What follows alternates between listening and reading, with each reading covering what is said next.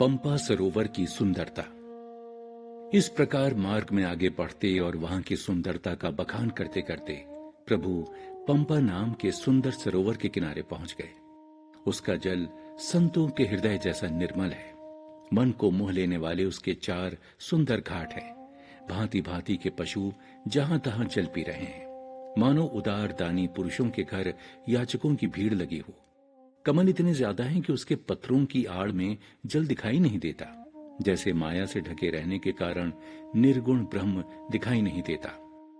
पंपा सरोवर के अथाह जल में सब प्रकार की मछलियां समान रूप से सुखी रहती हैं, जैसे धर्मशील पुरुषों के सब दिन सुख पूर्वक बीतते हैं। सरोवर में रंग बिरंगे कमल खिले हुए हैं।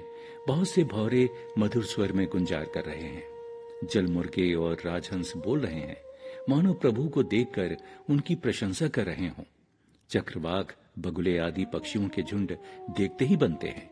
उनका वर्णन नहीं किया जा सकता। सुंदर पक्षियों की बोली बड़ी सुहावनी लग रही है, मानो रास्ते में जा रहे पथिक को अपनी ओर बुला रही हो। उस सुंदर पंपा सरोवर के समीप मुनियों ने अपने आश्रम बना रखे हैं। उनके चारों ओर वन के सुंदर वृक्ष हैं। चंपा, मौलसिरी, कदम्ब, तमाल, पाटल, कटहल, ढाक और आम आदि बहुत प्रकार के वृक्ष नए नए पत्तों और सुगंधित फूलों से लदे हैं, जिन पर भौरों के झुंड गुंजार कर रहे हैं। मन को हरने वाली शीतल मंद सुगंधित हवा सदा बहती रहती है। कोयले कुहू कुहू का मधुर स्वर कर रही हैं। उनके रसीली बोली सुनकर मुनियों का भी ध्यान टूट जाता है। श्री रामचंद्र जी ने इस सुंदर सरोवर के निर्मल जल में स्नान किया और अपनी थकान मिटाकर परम सुख पाया। एक सुंदर वृक्ष की छाया देखकर श्री रघुनाथ जी लक्ष्मण के साथ वहीं बैठ गए। नारद राम संवाद। प्रभु को वहां बैठा देखकर सब देवता और मुनि वहां आए। फिर उनकी स्तुति करके अपने अपने धाम को चले गए। प्रभु को विरहाकुल देखकर नारद जी के मन में बड़ा सोच हुआ। उन्होंने विचार किया कि मेरे श्राप के कारण ही श्री राम जी नाना प्रकार के दुख उठा रहे हैं। ऐसे भक्त वत्सल प्रभु को तो मुझे जाकर देखना चाहिए। फिर ऐसा अवसर कभी ना आएगा। ऐसा विचार बनाकर नारद जी हाथ में वीणा लिए वहां आ पहुंचे, जहां प्रभु सुखपूर्वक बैठे हुए थे। नारद जी कोमल वाणी से प्रेम के साथ रामचरित का गान करते चले आ रहे हैं। उन्हें दंडवत करके देखकर श्री रामचंद्र जी ने नारद जी को उठाकर देर तक अपने हृदय से लगाए रखा। फिर कुशल पूछकर पास बैठा लिया। लक्ष्मण जी ने आदर के साथ उनके चरण धोए। नारद जी बहुत प्रकार से विनती कर तथा प्रभु को मन में प्रसन्नता जान बोले, स्वभाव से ही उदार रहे श्री राम जी, सुनिए, आप सुंदर अगम और सुगम वर को देने वाले हैं। हे स्वामी, मैं एक वर मांगता हूं। हालांकि आप अंतर्यामी होने के नाते सब जानते ही हैं। प्रभु, आप मेरा स्वभाव भी जानते ही हैं। नारद मुनि को संकोच देखकर प्रभु श्री राम बोले, हे मुनि जी, आप भी मेरे बारे में अच्छी तरह जानते हैं। कुछ छिपा तो है नहीं। मुझे ऐसी कौन सी वस्तु प्रिय लगती है जिसे आप मांग नहीं सकते। मैं भक्त को कुछ भी दे सकता हूं, इसलिए ऐसा कुछ भूल कर भी मत बोलिए। तब नारद जी हर्षित होकर बोले, यद्यपि मैं वर मांगने की धृष्टता कर रहा हूं, प्रभु आपके तो अनेकों नाम हैं, तो भी हे प्रभु, आपका राम नाम सब नामों से बढ़कर हो और पापों के समूह को नष्ट करने वाला हो। आपकी भक्ति पूर्णिमा की रात्रि है, उसमें राम नाम पूर्ण चंद्रमा के समान है और शेष सब नाम तारागण के समान हृदय रूपी निर्मल आकाश में निवास करते हैं। प्रभु ने कृपा करके एवं मस्तु कहा। तब नारद जी ने मन में हर्षित होकर प्रभु के चरणों में मस्तक नवाया। श्री रघुनाथ जी को अत्यंत प्रसन्न जान नारद जी फिर कोमल वाणी में बोले, हे राम जी, हे रघुनाथ जी, सुनिए, जब आपने अपनी माया को प्रेरित करके मुझे मोहित किया था, तब मैं विवाह करना चाहता था।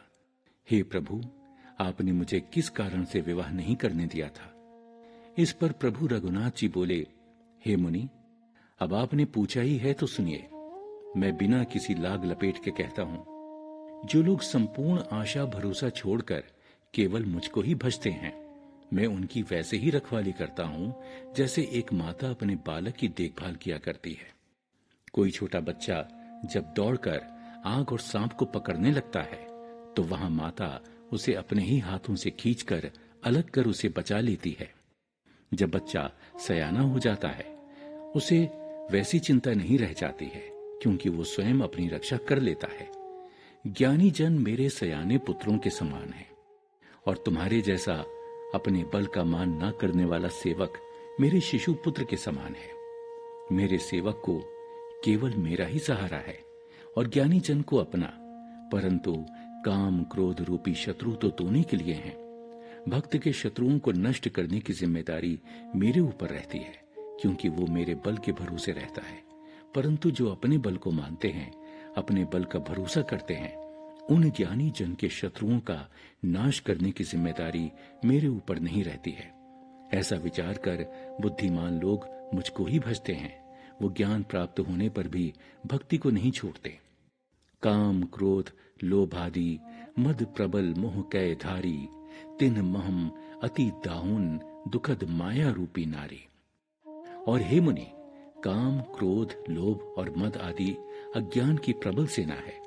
इनमें माया की साक्षात मूर्ति स्त्री तो अत्यंत दारुण दुख देने वाली है।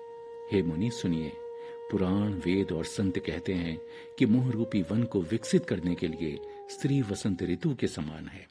जब तप नियम रूपी संपूर्ण जल के स्थानों को स्त्री ग्रीष्म ऋतु की तरह सोख लेती है। काम क्रोध मद और मत्सर यानी डाह आदि मेंढक के समान है। इनको वो वर्षा ऋतु के समान हर्ष प्रदान करने वाली है। बुरी वासनाएं कुमुदों के समूह के समान है। उनको सुख देने वाली ये स्त्री शरद ऋतु के समान है। और सुनो, समस्त धर्म कमलों के झुंड हैं। ये विषजन्य सुख देने वाली स्त्री हिम ऋतु के समान उन्हें जला डालती है। फिर माता रूपी जवास का वन स्त्री रूपी शिशिर ऋतु को पाकर हरा भरा हो जाता है। पाप रूपी उल्लुओं के लिए स्त्री सुख देने वाली घोर अंधेरी रात्रि जैसी है। बुद्धि बल शील और सत्य ये सब मछलियां हैं, और स्त्री को उनको फंसाकर नष्ट करने वाली बंसी के समान है। ज्ञानी जन ऐसा कहा करते हैं, युवती स्त्री तो अवगुणों की जड़, पीड़ा देने वाली और सभी दुखों की खान है। इसलिए हे मुनि, मैंने इन्हीं सब से बचाने के लिए तुम्हें विवाह करने से रोका था। विवाह न करने देने का अन्य कोई कारण नहीं था। अपने भक्त को कष्टों से बचाना मेरा कर्तव्य था। श्री राम जी के कृपापूर्ण वचन सुनकर नारद जी का शरीर पुलकित हो गया और नेत्र प्रेमाश्रुओं से भर आए। वो मन ही मन कहने लगे, कहो तो ऐसा कौन भगवान है जो सेवक पर इतना ममत्व और कृपा करता हो।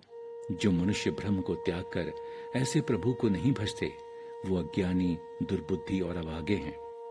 फिर नारद मुनि आदर सहित बोले, हे विज्ञान विशारद श्री राम जी, अब कृपा करके संतों के लक्षणों के बारे में कहिए।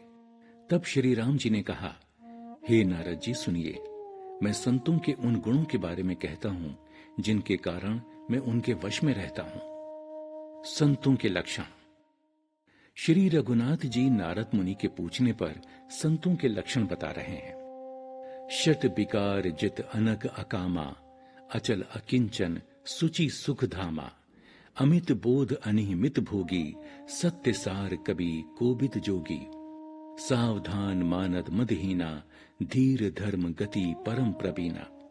हे नारद जी, वो संत जो काम क्रोध लोभ मोह मद और मत्सर इन 6 विकारों दोषों पर विजय प्राप्त किए हुए, पाप रहित कामना रहित स्थिर बुद्धि सर्वत्यागी, बाहर भीतर से पवित्र, सुख के धाम, असीम ज्ञानवान, इच्छा रहित, अल्पाहारी, सत्यनिष्ठ, कवि, विद्वान, योगी, सावधान, दूसरों को मान देने वाले, अभिमान रहित, धैर्यवान, धर्म संबंधी ज्ञान और आचरण में अति निपुण, गुणों के भंडार, संसार के दुखों से रहित और संदेहों से सर्वथा अछूते रहते हैं। और मेरे चरण कमलों को छोड़कर उनको न अपनी देह प्रिय होती है और न घर ही प्रिय होता है। कान से अपने ही गुणों को सुनने से संकोच करते हैं और दूसरों के गुण सुनने पर परम प्रसन्न होते हैं। जो सदैव सम और शीतल हैं, न्याय का कभी त्याग नहीं करते, जो सरल स्वभाव के होते हैं और सभी को प्रेम करते हैं। हे मुनि जी, वो जप तप व्रत दम संयम और नियमों में रत रहते हैं, तथा गुरु गोविंद तथा ब्राह्मणों के चरणों में प्रेम रखते हैं, उनमें श्रद्धा, क्षमा, मैत्री, दया, प्रसन्नता और उनका मेरे चरणों में निष्कपट प्रेम होता है, तथा कभी भूल कर भी कुमार्ग पर पैर नहीं रखते, सदा मेरी लीलाओं को गाते सुनते रहते हैं, जो बिना कारण ही दूसरों के हित में लगे रहते हैं। गावहिम सुनिहिम सदा मम लीला, हेतु रहित परहित रत सीला, मुनि सुनु साधुनु के गुण जेते, कहीं ना सकिहिम सारद श्रुति देते। हे नारद जी, सुनिए, संत जनों के जितने भी गुण हैं, उनको सरस्वती और वेद भी नहीं कह सकते। वो जितने ज्यादा हैं कि उनका बखान नहीं किया जा सकता। इतना ही नहीं, मुनि जी शेष और शारदा भी उनको वर्णित नहीं कर सकते। ये सुनते ही नारद जी ने श्री रामचंद्र जी के चरण कमल पकड़ लिए। कृपालु प्रभु श्री रघुनाथ जी ने अपने श्री मुख से अपने भक्तों के गुण कहे। तत्पश्चात श्री रघुनाथ जी के चरणों में बार बार सिर नवाकर नारद जी ब्रह्मलोक को चले गए। तुलसीदास जी कहते हैं कि वो लोग धन्य हैं जो सब आशा त्याग कर केवल प्रभु श्री के हरि के रंग में रंग गए हैं।